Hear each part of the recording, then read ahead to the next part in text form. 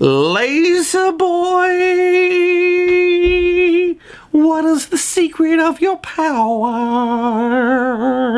All right, cool. Welcome to the Lazerboy podcast. We are in episode 15, post Covid-19 Hollywood. I'm your host, the Lazerboy. You can find more episodes at thelazerboy.wordpress.com. Email us at thelazerboyblogger@gmail.com. Find us on Instagram at thelazerboy with a Z. This episode, we're just going to be talking about our speculation on what Hollywood will be like post COVID-19. What kind of movies will they make? And so this is I'm here with my co-host Dat and I, who pitched the subject. So why don't you talk a little bit more about that subject matter, Dat? Yeah. So the idea came to me recently, and I was thinking about the kind of movies that might be coming out, or actually the kind of movies I might want to see coming out of this, and it revolved like this plot kind of came out. I was actually thinking about Marriage Story, right? And you know how like a lot of people right now they're saying, well, due to COVID-19, people have to live with each other, and then you're hearing a lot of stories about divorces. You know, like there's gonna be a lot of divorces because couples that I guess had a lot of space now have to be cramped together, and that's gonna cause all sorts of issues, and then you're gonna see the divorce rate go up, right? So people are making those kind of predictions. Seems valid. So I kind of thought, okay, well, how is this gonna affect things? And then so this idea also came to me was like, oh yeah, so I bet Hollywood's gonna come up maybe with a movie where maybe there's a couple that are on the brink of a breakup, and then COVID-19 forces them to get together, and then the opposite happens, that they actually find they find stuff in common, and then they're like rediscover their love again, and at the end they actually decide not to divorce, and then they confront their fears and their anger and stuff they never communicate about for years, like this deep set emotions and failures and resentment that finally come to the surface, because they're forced to now have to talk about it. And I thought, oh, that'd be something kind of compelling. Yeah. And then so it made me think, oh yeah, so maybe this is the kind of movie that might come out, because this is on people's minds. It's what is reflecting what's going on right now. We've never gone through a pandemic like this, so of course it's going to affect all the creatives, and then an audience might want to see something like this because it's echoing their own, articulating their own feelings about what's going on. And so that led me to think about this idea of like, okay, well, similar to how post-Vietnam War, post-9/11, post even stock market crash, right? We saw kind of comedy biographical type movies about those events. Well, about the housing market crash. Post Vietnam War, there's a lot of movies that were very serious.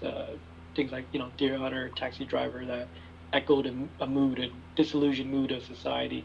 So I just thought, okay, yeah, so this is a big event, close to comparison to something like a war or a major catastrophic event like 9/11 or something. Yeah. So how would that be translated? How would that be echoed in cinema? So yeah, so my first question to you, Joe, is will that influence this next, I wouldn't say generation though, but this next series of movies that come out of Hollywood?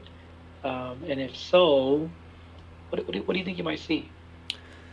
Well, first of all, I love your idea. You should pitch that to studio executives immediately, or just write the script on your own. Yeah, right. Call it Divorce Story or something. I don't know. Or Anti-Divorce. I'll get him to be in it. There you go. You got your star maker right there. But yeah, when you pitched this to me, I drew a blank because I haven't thought of it. It's a great topic of conversation, but I think if and when this pandemic is over, for sure, I think we will get COVID-19 related movies, but not right away, because I don't think audiences are ready to revisit that traumatic experience, right? Unless they're masochists like me, who when the pandemic started, I was watching Contagion and Outbreak over and over. So that's just me. again, I compare it to the when it's hot, just turn the heat on. So it's, when you get out the car, it's not as hot. Yeah. So that's how Well, I. no, I mean, that makes sense. A lot of people, you're not alone. It's not like the public weren't curious about a movie like Contagion or Yeah, Outbreak because they wanted just to better understand the situation. Exactly. Sure. But yeah, I think they will come in time, maybe a year or two after the pandemic is over. Um, but yeah, I like your idea of doing something like the opposite of Marriage Story, where like we will probably see a lot of films that are related to, quarantine, how people just are forced to live with each other. And so we're just Right. going to get a bunch of bottle episodes. For one thing, it's Yeah. going to be really cheap to produce because it would just be in one Correct. location. So you probably see a lot of like Blumhouse horror movie types that are like just Yeah. centralized in one location. Um, Yeah. but I think more often than not, um, we're gonna get a huge influx of feel good movies because Hollywood knows that we want to feel good now. We need a lot of comedies. We need a lot of Will Ferrell, Jim Carrey movies. They're probably like past their prime, but you know what I mean. Just like a lot of feel good, upbeat type movies, and then obviously the mainstays like superhero films, Marvel movies, and big tentpole blockbuster films are they're not going to go anywhere, and they're probably just going to get Mhm. much more of a spike in demand because they've been absent for so long. But what do you think about that, Dat? No, yeah, I agree. I mean, I think there'll be a more of a draw for, fantasy escapism, Yeah. stuff like Fast and Furious 9, like just something that take us away from, the harsher realities of what's going on. Yeah. At first, yeah, and then there's the other element that that I've been reading about and how some filmmakers that like our hero Chris Nolan does really believe in the whole audience experience, and we'll touch on this a little bit later. In terms of Wait, you said he format. doesn't believe in the audience experience? Oh, no, he does. Oh, he does. Okay, He yeah, truly believes Yeah, in yeah, the yeah. audience experience in the sense that you want to be in the same room with people, other strangers experiencing, horror movie, comedy, anyone else. And after COVID-19, you're people are probably gonna want that. Yeah. They're probably gonna be hungry for the human interaction of just being around people and Sure. experiencing something and doing it in a kind of not non-invasive way. They're not at a concert jumping on over each other, but just in a dark room enjoying some escapism for 2 hours. Yeah. So there's going to be a strong desire for that, and like I said, I think certain genres are going to be more appropriate for that, and like you said, comedies and fantasy escapism. Um, when you say not at first, I mean I do think there's still the independent cinema scope, Mhm. and I do think it's not going to be so obvious. I think it's going to be more subtle. Some of some of the little nuances of, like you already mentioned it, like people being a plot where people are all self-contained in a small area, whether it's because they're forced to, or because of actual COVID-19 itself that they have to. So I think that will trickle in. But I do feel there's going to be some bigger themes, like not just COVID-19, but we talked about this in the previous podcast, but maybe a return to more social injustices, class division, um, you, you know, um, mistreatment of certain people, of classes. I think that will, some of those anxieties will start kind of coming out. Yeah. And so I think some serious topics will be coming out of this. Yeah, absolutely. Yeah. In that way. Mhm. Yeah, I do too. And I mean, we can't foresee what they're going to be about exactly, but yeah, I definitely, I think it might be a little too heavy. It wasn't what's that one film? Um, the movie about like I forget what it was called. It was like young black actors, and it was about a murder of a young black man by a police officer. I forget what it's called, but while I'm a huge advocate of films like that do bring social justice to the forefront, I also think that again, it might be too dire and too bleak at the moment. Immediately, after all the George Floyd stuff that's happening, but I believe that we need something more lighthearted that does tackle social justice issues. Movies like Blind Spotting, which I was a huge fan of, and I believe it was like 2018. Which, like, I thought when I saw the trailer for that, I was like, I didn't know it was gonna be like this upbeat comedy musical. I thought it was gonna be like more of like a Saturday afternoon special about racial injustice. And when I saw it, I was like pleasantly surprised. It was like a really, I mean, it dealt with serious social issues, but it did it in a really fun, jubilant kind of way. You know what I mean? See, that's what I'm hoping to see when I mentioned like nuance. Yeah, like, yeah, yeah. That's what I'd like to see, that they're being creative about it, not hitting you over the head with it. Yeah, yeah, yeah. But being able to actually blend in something lighthearted or something entertaining and kind of lighter tone. Sure. But still serious subject matter, but done enough to where it doesn't feel so heavy-handed and doesn't seem so preachy, but it's entertaining.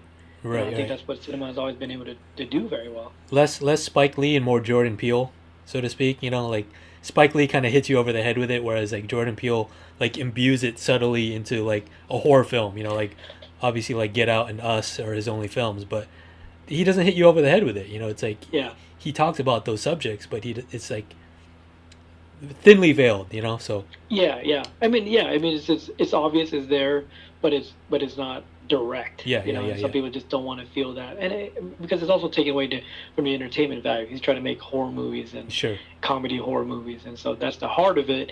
He just interlaces it in with these themes that you can see. That you can see that he's making parallels. So I'm hoping that the studios will greenlit more of these kind of movies. Something like Blind Spotting. It kind of seemed like a revelation, because maybe not many studios were like, well, it's about what? Like, how are we going to sell that? Now it's maybe a little easier to sell, because, hey, there might be an appetite for that, and people might be now curious, because they're also trying to, like, educate themselves, or, also be a little bit more aware of what's going on in other facets, other types of people, so I see that happening, but what do you, what? Okay, no, go ahead. What movies do you want to see? Like, do you really want to see any of these movies that echo this, or or do you feel like, for you personally, like, I mean, you just, again, steer away from that for some time? Not immediately, right away, but I would like to see them from time to time. So I wouldn't I'm not gonna go rush out to see a movie about a white cop killing a black man. That's really heavy-handed right now, because it's all over the place. It's in our reality. It's all over our lives. So I wouldn't go see it right away. But if it, like you said, if it's tackled in like a very, I don't know how you're gonna make that fun in a fun way, but more social issues that imbued in like a genre movie. Yeah, sure, I'd watch that. Like Django Unchained. I'd watch stuff like that. You know what I mean? Yeah. A spaghetti western about slavery, sure. And another thing I might see happening is that, right now, as we speak today, June 30th, 2020, we're still in the middle of this pandemic, and we just had a recent spike, and that could mean, I think, because they resumed TV and film production just like 2 weeks ago.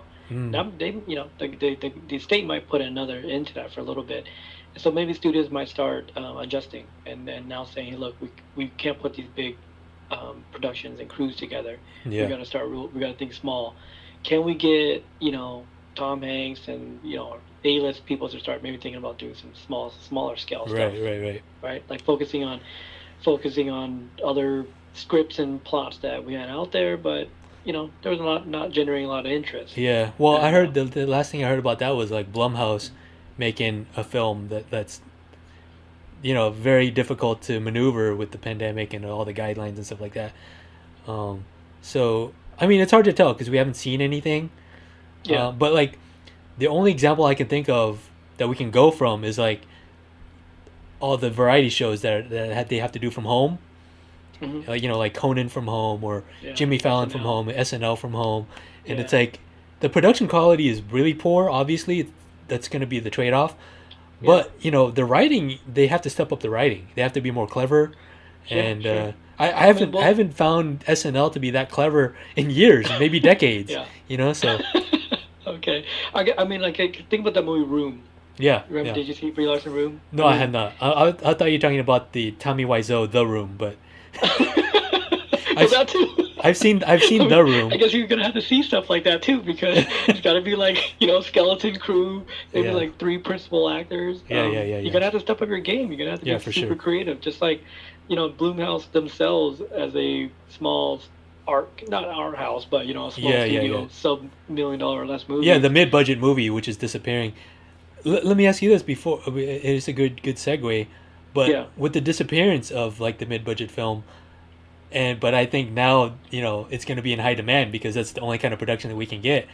Do you think Blumhouse is a market still for theaters in the future, or are you just going to see it on demand? Recently, like the Judd Apatow film, and Spike Lee and like Scorsese have already jumped ship to Netflix already. So it's like, do you think all those mid-budget films have a market in the theaters still in the future?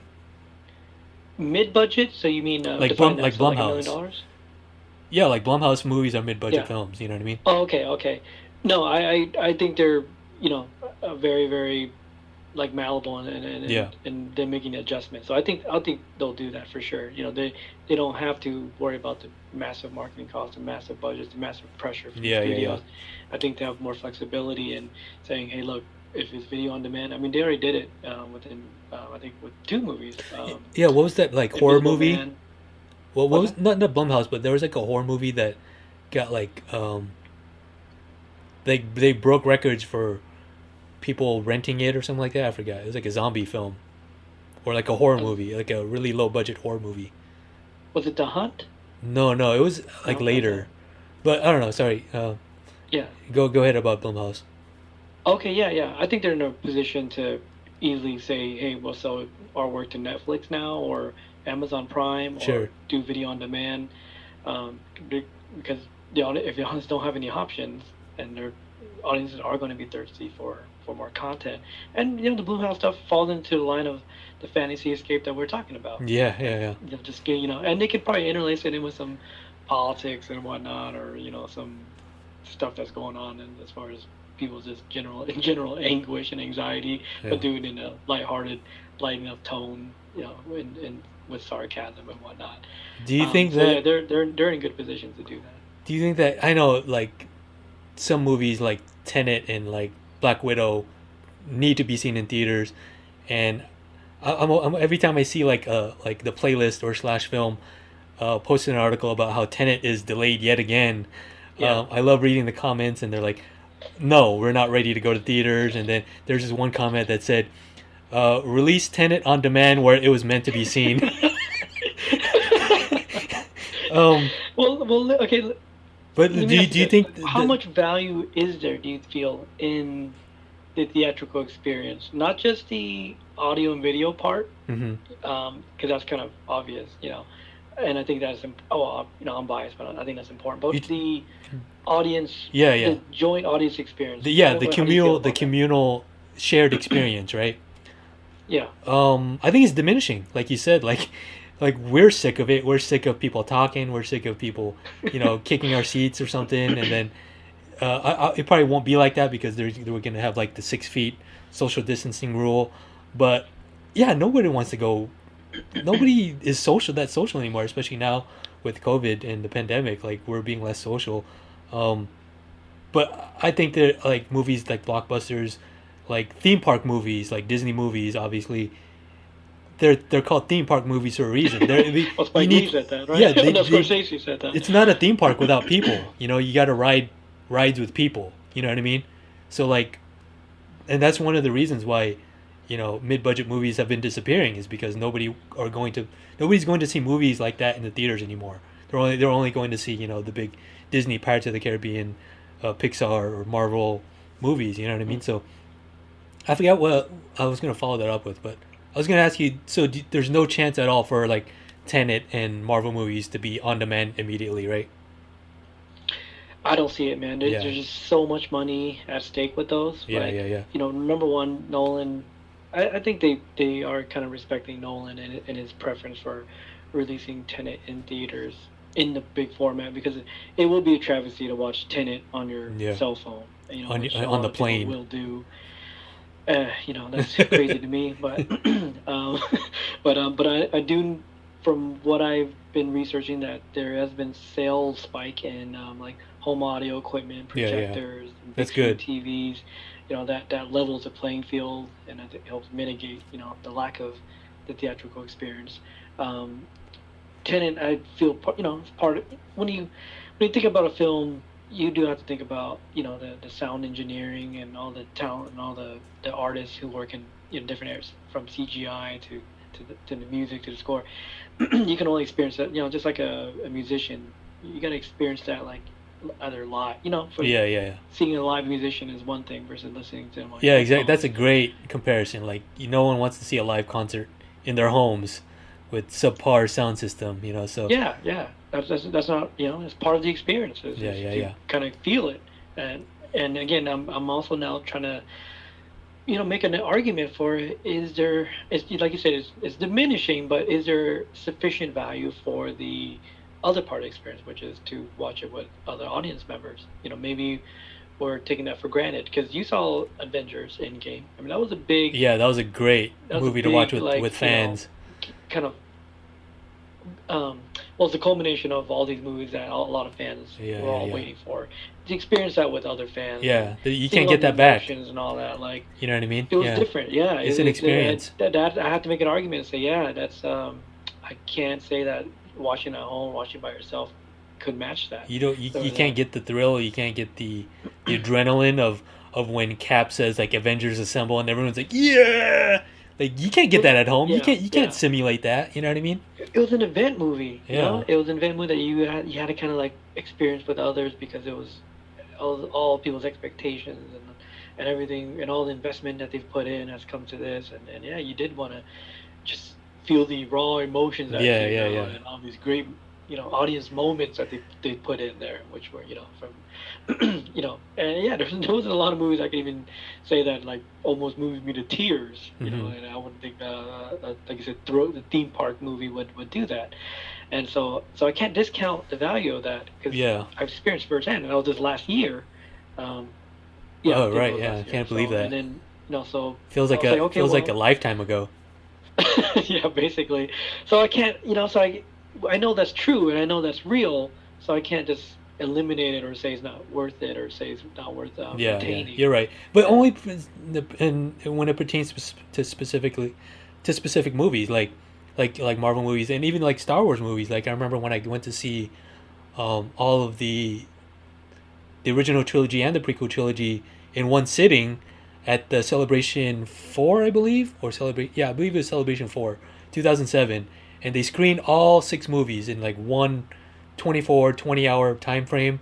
And when I was watching the original trilogy, I had never seen that before on a big screen up until that point. And when like a main character comes on screen, like when Han Solo comes on screen for the first time, everyone cheers, and you get that feeling, you get the goosebumps, you get that like spine tingling feeling of like everyone loves this character. You can't replicate that at home. You know what I mean? And it only comes with big movies that have huge fan bases like that. You know what I mean? So Right, right. Well, in a very, and another comparison is like live sports events. When yeah, when right, someone right, hits right. that game-winning three, and then you got Yeah, this, 20,000 people in his audience, everyone goes nuts. Like, that sheer amount of energy and adrenaline yeah, cannot be matched. yeah, I mean, then versus scaled down to just watching it in a house with your bunch of your friends, a bunch yeah, of yeah, yeah. other fans, or at a bar, you're gonna get that too. Then scale it down as you just watching by yourself. Yeah, and then or a watch party online on Facebook or something. Again, but that's not the same. But again, you know what I mean? Yeah. Well, So only certain genres yeah, I certain feel lend genres. itself to that. There's only going to be a couple of event movies, but is that going to be enough to keep huge cinema plexes around Yeah, for that? If it's hard to audience it's hard to members are not say. going to come. I Yeah. think the litmus test is when that first movie opens, and we see the opening weekend numbers. We're gonna it's gonna determine what's the future of collective movie going experiences. But let me go back real quick and ask you, Yeah. what do you think? Do you think the future could be animated movies too? Because that's relatively, well, I guess it's not that easy to produce, but you can do a lot of that stuff remotely. You can, all those animators don't have to be in the same room, and the voiceover actors don't need to be in the same room. Do you think that has any possible future? Like, you know what I mean? Yeah, I didn't even think about that. Yeah. Yeah, sure. I mean, you people love them. They make tons of money. They draw top tier talent for the voice acting. Um, yeah, I mean things are gonna be a little bit slower, but I mean if they reposition their studios and how they do it and set up the resources, why Mm-hmm. not? Because the thing I'm also thinking about is long term. Is that what if this stays with us for a while? Like Yeah. we're gonna see spikes. We're gonna see maybe another type of strain come in the fall when we're still getting out of this one. Yeah. It just might be like, hey, it's just people just don't want to go to theaters because it's just an ongoing fear and threat, and Sure. the cases are gonna keep going up and down. So in that case, Hollywood has to now rethink long term. Like we can't just be twiddling our thumbs waiting around to put out Tenet. Like we're gonna have to figure out a way just to get it out there, like, or I guess push it back a year and then see if the next year, if we're in the same place, then what? Yeah. Never like put it back On in the demand. vault until Would you watch it if it's one on day. if it's on demand? Would you watch it? Oh yeah, totally. Oh, That's a 100%. no-brainer. I mean, I would pay. Let's $50. see. I would pay 50 for sure. I'm just trying to see if I would pay 100. Oh, wow. I'm just trying to think about like how much more would I pay. I would pay $75 Okay. for it. Yeah. Because for a 48-hour rental, meaning I'll just Ooh. watch it like 24/7. 5 times. Okay. No. I was gonna say 5 times. around the clock, like You said- for 48 hours. Just have it on a loop. I don't care. What's that? Just have Tenet on a loop. Yeah. I'll just Okay. have my projector on full time and just work with it in the background with my Nice. headphones on. Just to support the movie and just to have that kind of access, because that's another thing. Once you see it theatrically, man, you can't. Well, you can go to the theater again, but for the most part, normally I won't see it until it comes out on 4K. But but that would be cool with the rentals. I could watch it right away again, or I could watch it the next day and be like, oh yeah, let's do this all over again. Yeah. And obviously hope that maybe I can invite somebody else over to watch it. Yeah, Right. so maybe 75, but I'm in a minority, obviously, and that's not a sustainable market at all for any big tentpole movies. But I like your idea of animation. That could be the saving grace. That totally can be social distancing, and then more studios might say, hey, look, let's get all these actors who can't do anything right now and have them, maybe a movie that was written for life can be repurposed and rewritten Yeah. for possibly an animation. Yeah, there you go. Yeah, with the mocap and stuff too, that's pretty cool. I know not a lot of actors are going to be on board, but like my other thing is maybe do more movies like Room, where you literally got 2 actors in the whole movie Mm-hmm. acting alongside each other, Yeah. and that's it. And so keep it super small scale. I think that's the only thing you can do, and then release it video on demand. Maybe a couple art house theaters that have very limited viewing, and so yeah, big budget stuff, man. I still can't see even happening that much, and let alone the amount of people who want to, well, if they open it, people are gonna come. I Yeah, mean, they're gonna rip open those doors, but then if there's spikes again, what do we do then? I think it's made me think about like the possibility of just other formats. Like we were talking about video games before, how you were playing The Last of Us, and like podcasts. We're seeing a huge spike in people who making their own podcasts, their own YouTube channels, and I think it's just gonna branch out into other formats. Like, here's a genius idea. Your idea about the divorce or the anti-divorce movie. That's gonna be a podcast. You know what I mean? That could be a podcast, like a storytelling type of pod. Like the murder mystery type of podcast. Right. I think we're gonna just move on to other formats.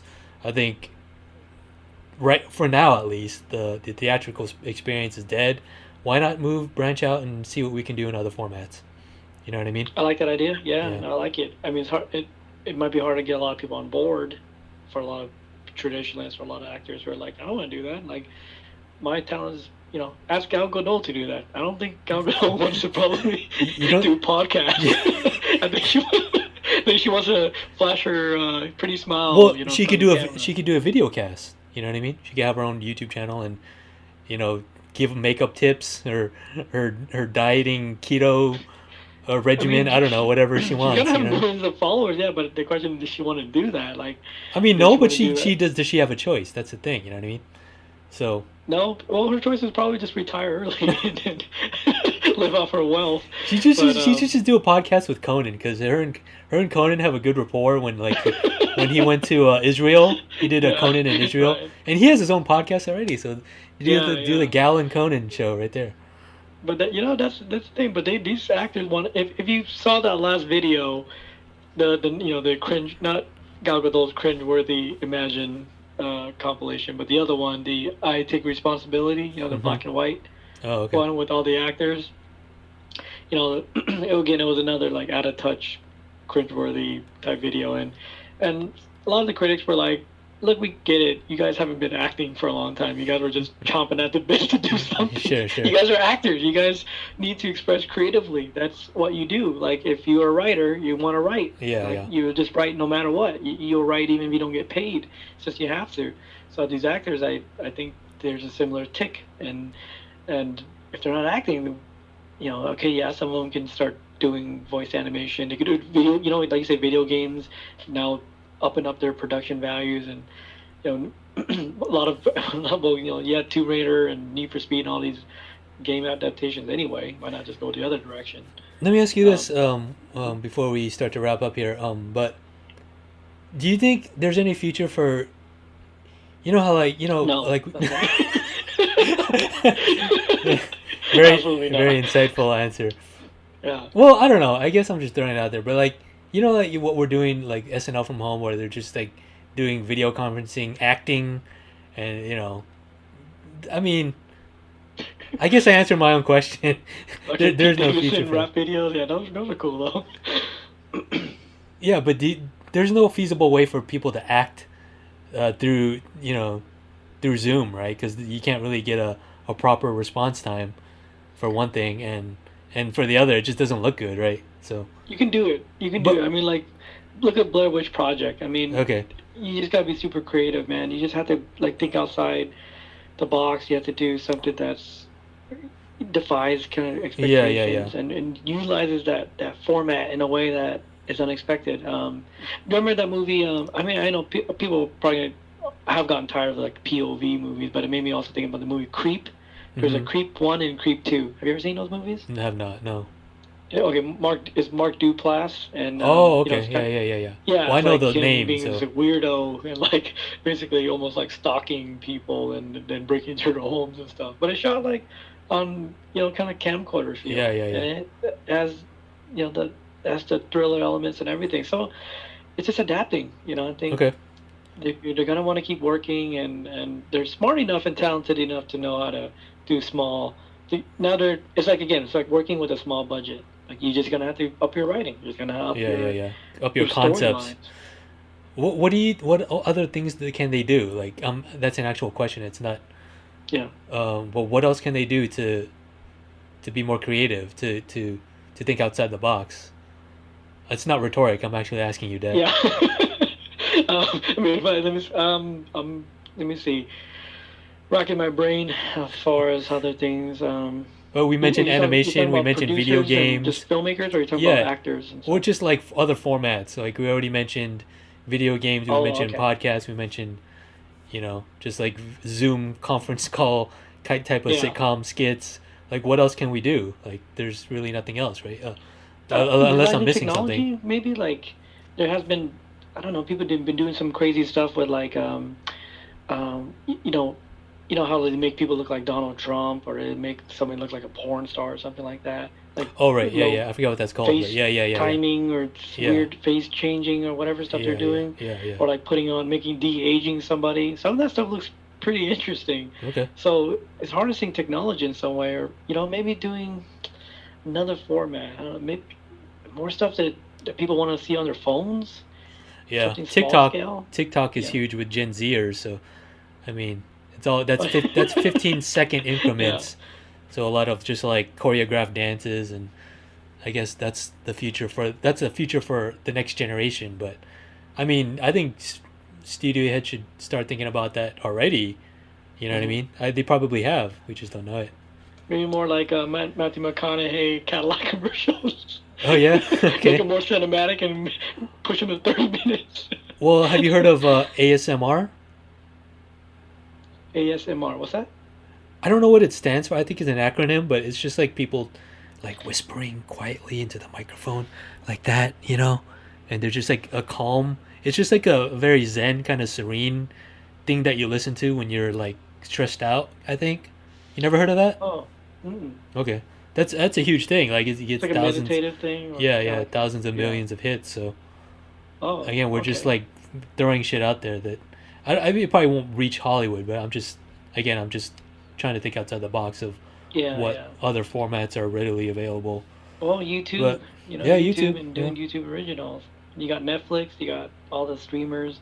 They're open to doing all sorts of different things, like doing your little music videos, doing self-created plots. I mean, Aaron Paul can go in the backyard and make a movie, Yeah, and just exactly. shoot himself and send it down, and then maybe like he shoots some raw footage, he sends it down to the production house, they Uh-huh. edit, they light it.